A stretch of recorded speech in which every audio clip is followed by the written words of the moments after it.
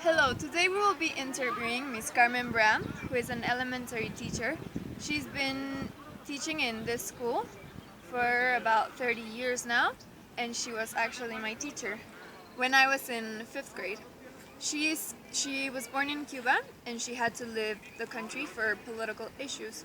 Right now, she's living here in Mexico, and she's been here for more than 30 years. She is married to a Mexican man and she has 2 kids, which are both Mexican. Hi, Miss Carmen. Hi, sweetie. First, where are you from originally? I was born in Cuba and I grew up in the States, in Chicago. Okay. When did you get here to Mexico? When I was in the university, I went to study in Spain where I met my husband. We got married there and we came here. He's from Mexico City, but he didn't want to go back to live in Mexico City, so we just hit the road one day and we landed here in Querétaro. And in what year did you get here? It was in November 1980. No, yes, 1983. So a long time ago, like 30 years ago. And have you lived in Mexico somewhere else rather than in Querétaro? No, only in Querétaro, the best city in Mexico. How did you? So you lived in 3 different places. 4 different countries, yes. What do you like? Which country do you like? Well, I love Cuba because I was born in Cuba. My whole family, I have family there. I love the United States because they took us in when Castro threw us out. We decided to leave Cuba. I love Spain because my background is Spanish. My grandparents were from Spain. And I love Mexico because my husband's Mexican, my kids are Mexican, and it is a great country. For how long have you been working in this school? Almost 30 years now. I love teaching because I love kids. They are the best thing in life for me. Every day I come to the Kennedy School and I'm happy because I'm going to see my kids and I'm going to get lots of hugs and kisses. And I'll be able to teach them, not only about spelling and geography, but also what is the best thing in life, how to behave, how to... And tell us about your experience here in Mexico, like getting here, adapting to the place. Was it hard? Well, I always say our car broke down here, so I always say Querétaro chose us, we didn't choose Querétaro. And then we rented a house, and the lady who rented the house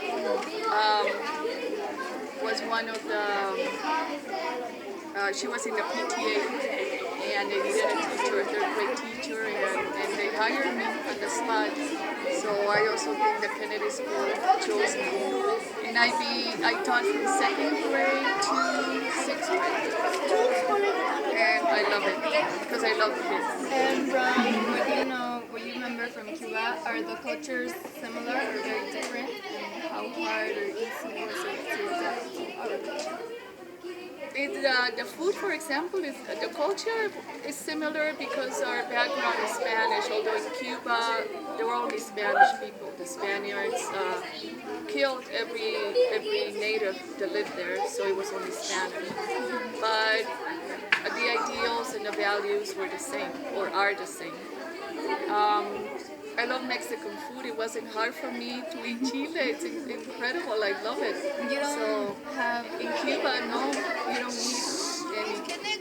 So, yes, you may. So, I love the food, and I love the people. They're very warm and friendly, and I'm just so happy to live in Mexico. Do you celebrate any type of, like, Dia de Muertos, Mexican tradition? In Cuba? No. Right Why now, celebrate? like you. When I first got here, Dia de Muertos was very strong for me because we don't celebrate it, and I didn't like it. But nowadays, it's okay. I think it's wonderful to remember the people who have gone in such a happy way. Why did you leave? I left Cuba. My parents decided to leave Cuba. I was a kid. because of the government. They didn't agree with the communist ideals. And that's when we decided to leave, and we went straight to Chicago. I grew up in Chicago. It's a beautiful city. And like I said, from there I went to Spain. But it was really, it has been a nice experience living in so many places. It broadens your mind, your ideas. And how did you manage to get out of Cuba? Back then we could. I had an aunt who lived in Miami, and it was called reclamar. You had to have someone like claim you. And so we did. We were able to leave, the four of us. We were lucky. Many families were separated. But it was sad. It was hard. It was hard leaving my family. I remember I was a little kid, but I cried a lot. I just wanted to fall asleep and like just get through there. And so how old were you when you left? I was 9. Very, very young. And the rest of your family is still in Cuba? My cousins, my aunts and uncles have passed away. And I'm planning to go to Cuba sometime this year. Oh, really? Yes. Can you go to Cuba even though... I have an American passport, so it's hard for me. I need to get the Mexican passport first, and then... You don't have a Mexican passport? Not yet. And Before I had to like give up the American passport. And since my mom was living in the States, I needed to have something that I could travel fast in case anything happened. And when are you planning to get your... This summer. This summer? This summer. What do you need to get your passport as a foreigner? I don't know. You don't know? I haven't gone yet. But I mean, I know I won't have any problems. My husband's Mexican, my kids are Mexican. So hopefully there won't be any trouble. Okay. ¿Cuánto llevamos? Do you have any contact with your family that lives in Cuba? Yes, I do, through the internet. We communicate. My cousins are, at least 2 of my cousins are doctors, and they have internet at the hospital, so we're able to communicate. And you said that your kids are Mexican, they were born here. One was born in Spain and one was born here. You have 2 kids? I have 2 boys.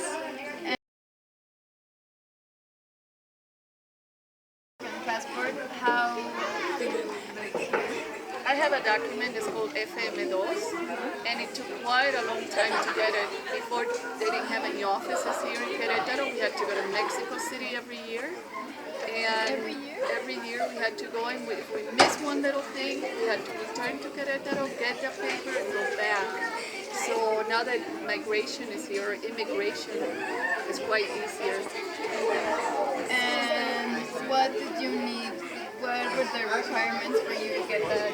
There were a million requirements, and the funny thing is, the day they gave me the document, they told me that I had all the rights as any Mexican citizen, except voting and buying property near the beach, whatever that means. Really?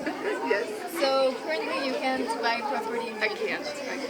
I mean, I was planning to go to Ixtapa and buy myself a house. Look.